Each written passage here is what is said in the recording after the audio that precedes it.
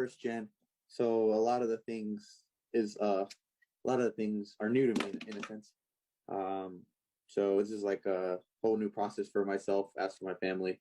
So most of the things that I'm doing is kind of like going online and asking friends that are in law school who have gone through the process and stuff like that.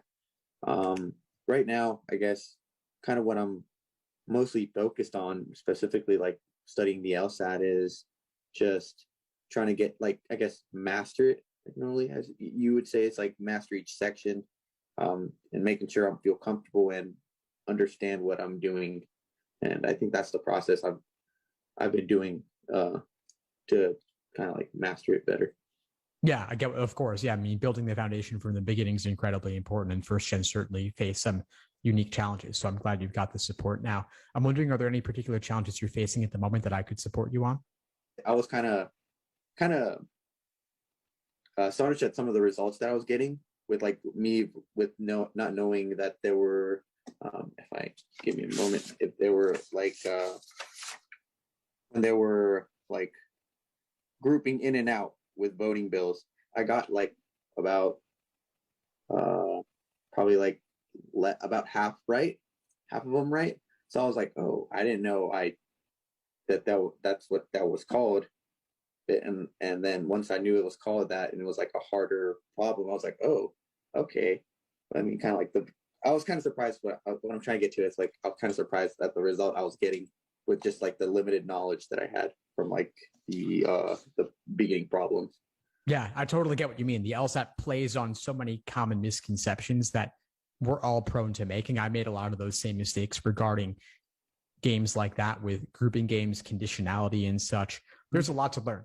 And so you have to unlearn some more fundamental ways of thinking that we're typically prone to, and it takes time. The test makers are very smart. They know how people think. They have tons of data from years and years and years, and their problems keep exploiting the same errors again and again and again. So that means the test is predictable, and you can learn those fundamental concepts to avoid making those same mistakes again. So just allow that time. There are many, many other games like that one you can practice on as well to solidify those skills. Awesome. Cool. Yeah. Just keep chugging through the course, really. I mean, there's so much in there to support you on that game type and many others. Yeah, and I've gotten some of my friend who's in law school here in Houston. I was also like giving me some of his resources. Like I think he had those pre-tests that you recommend. Yep. Yeah, he had one of those, so he led me one, and then I got myself one just as extra because once I run out, it's like, okay, what do I do? I get another one, I guess borrow it or let someone use it later on through their journey. Absolutely, yeah, pass it on, definitely. But I'd also recommend actually getting a subscription to Law Hub from LSAC, because then you'll get the majority of the exams in the exact same format you'll take them in on test day, because the exam is not on paper and pencil anymore. So books aren't going to properly show you what the test day experience is going to be like.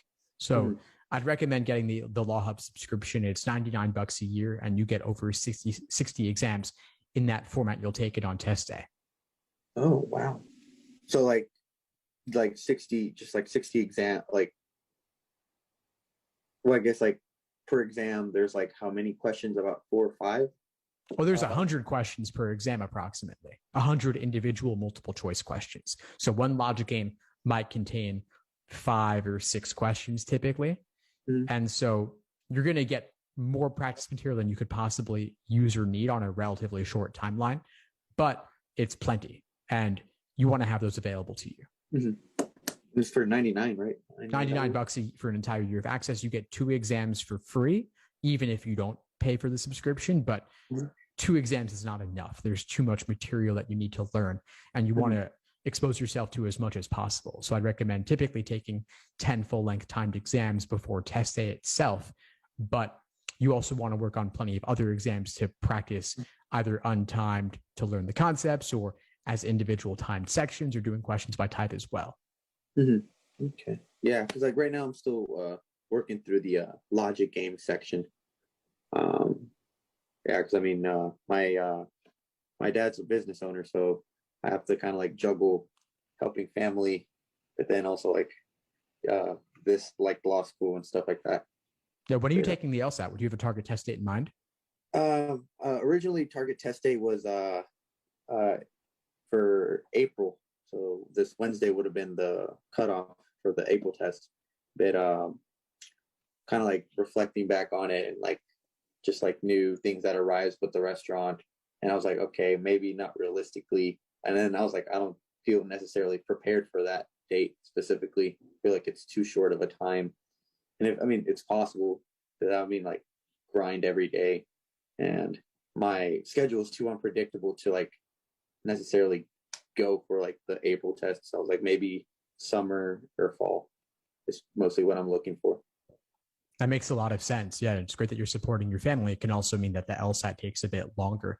So I think that April might be cutting it a bit close. And if you take it in the summer or in the fall, you can still apply early in the cycle. I mean, you could take it in June, you could take it in August, you could take it in October. All of those would be totally fine.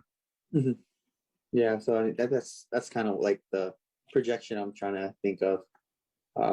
Well, I'm planning on to do so I can go be fall, so I can go the following year for law school. That's what I'm hoping. Perfect. Well, it sounds like you've got a plan. Just keep working through the foundational material, get into the workshop recordings as you like, as you need them. And also, if you have access to the live classes, definitely attend those too. You can just, all via Zoom. I was going to attend those last week, but then no power, no electricity. Yeah. I was kind of upset about that, but I was like, yeah, you gotta juggle them. No, it is what it is, of course. I completely understand that. Many other students were affected as well, of course, by the crazy winter storms that were going on, but they're all recorded. They're all inside the course, and we've got tons more happening each week. So just come to what you can and catch the recordings for the ones you miss. Yes, sir. Any other questions or things you'd like to cover today? No, sir. I wasn't sure necessarily what like the meeting was necessarily going to partake to. So I was like, should I have prepared something? Not at all. Not at all. It's about whatever you need. It's about whatever you need. I'm just here to support you and any challenges you're facing and help you get set up. So awesome. I'm glad you're on board. Come to the classes. We got things tonight, tomorrow night. And so just show up, send in questions, and I'll do what I can to help. Okay. And it's, I think it's 7 p.m. No. Yeah, 7 Central, 8 Eastern. Okay. Yeah, sometimes I always confuse myself with that. Okay. Awesome. All right. I think that's it, Steve. Yeah, of course, Randy. Glad to help. I'll see you in class soon. Thanks for tuning into the show. Please subscribe if you haven't done so already to be notified of new episodes as I release them. And feel free to reach out if you need anything at all as you move forward with your prep.